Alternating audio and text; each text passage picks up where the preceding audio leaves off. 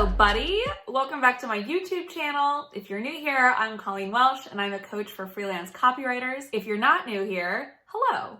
How are you?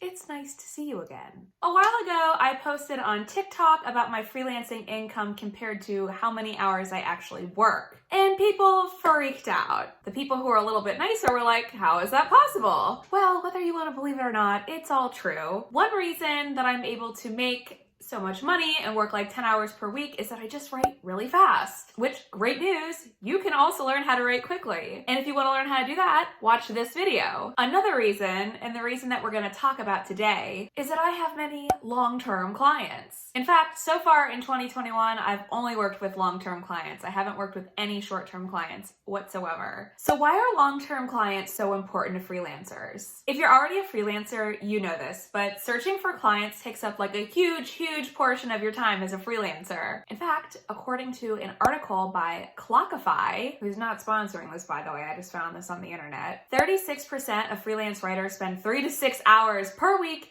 looking for clients. 23% of freelance writers spend more than 7 hours per week looking for clients. 7 hours! That's 7+ hours of non-billable work. And when you add on your other hours for non-billable work, you know, like answering emails, doing bookkeeping, updating your social media channels, that's a lot of time. A lot of time that you could potentially be making more money. Or just like not working. I could do a whole other video on cutting down on non-billable work. So if you want to see that, comment below and I'll make that for you. But today, I just want to focus on turning every client you work with into a long-term client. Why? Because the more clients you retain, the less time you'll need to spend looking for new clients. That may sound like duh, but sometimes the most important principles in business are the most obvious. They're so obvious, we don't even see them. Like a fish and water. So if you want to learn how to keep your clients around so they keep paying you for months or even years in the future, keep watching.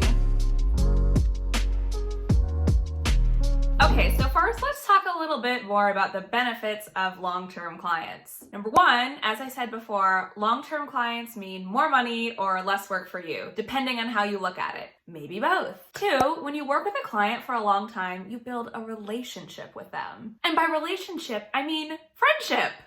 Ding.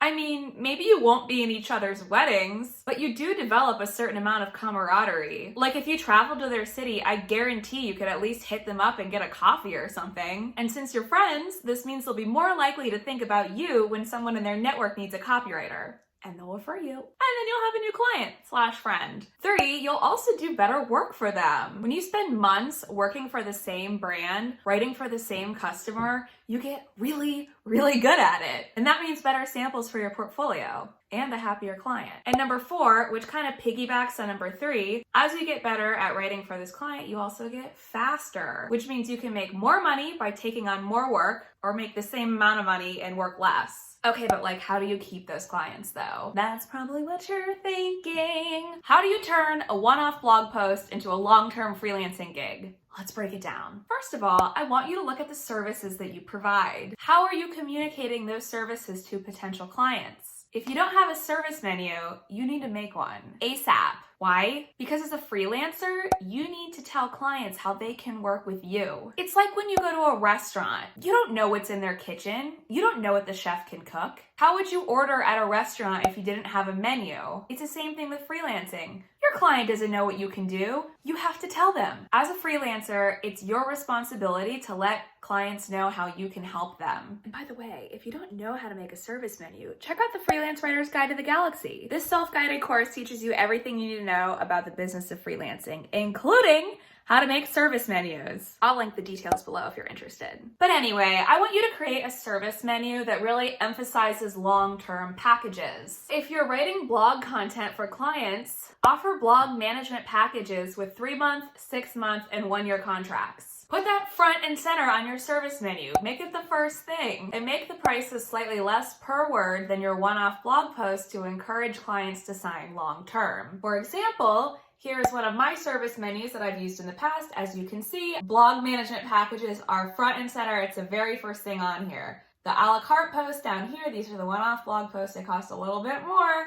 So if clients want to save money and save time, They can go with the blog management packages. And then sell those packages. Explain the benefits. Why will this help your clients versus one-off blog posts? Tell them that they'll save time. Instead of always looking for new writers, they'll have one on hand who knows their product and their customer inside and out. Clients want someone who's going to make their lives easier, and this is one of the best ways that you can do it for them. Okay, so what if a client hires you to write a one-off blog post? How can you convert them into a long-term client? Follow up! It's really that easy. These are the 3 different ways that I like to follow up in my business. Number 1, when the project ends, I like to ask for a testimonial for my portfolio. Then I'll ask if they need help with anything else, and I'll tell them about the other services that I provide. So if you provide other services, tell your clients about them. Make sure that they know everything you can do to help them. 2, I like to do a monthly reminder. I especially do this for blogging clients that I work with every once in a while. Around the 20th of each month, I'll send an email to my blogging clients. I'll tell them that the next month is booking up for me and ask them if they need anything completed in the next month. So this reminds clients that you exist, which is important.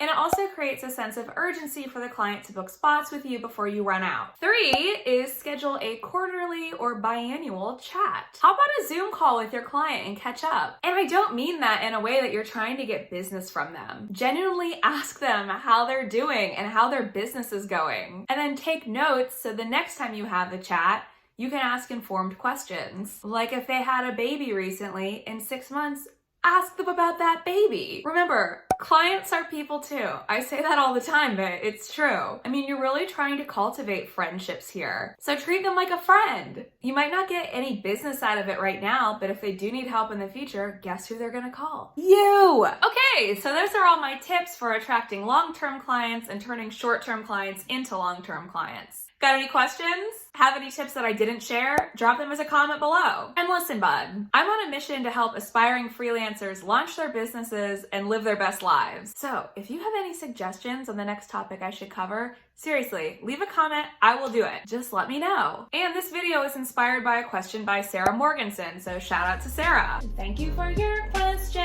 And as always, you know I'm gonna say this, don't forget to like and subscribe. Okay, bye buddy. Check you later. If you want to learn, jeez, my makeup looks good. Hello. Okay. I should have put on a different outfit. Oh, my friends are outside. 36. My friends, I mean the neighborhood kids. Hello.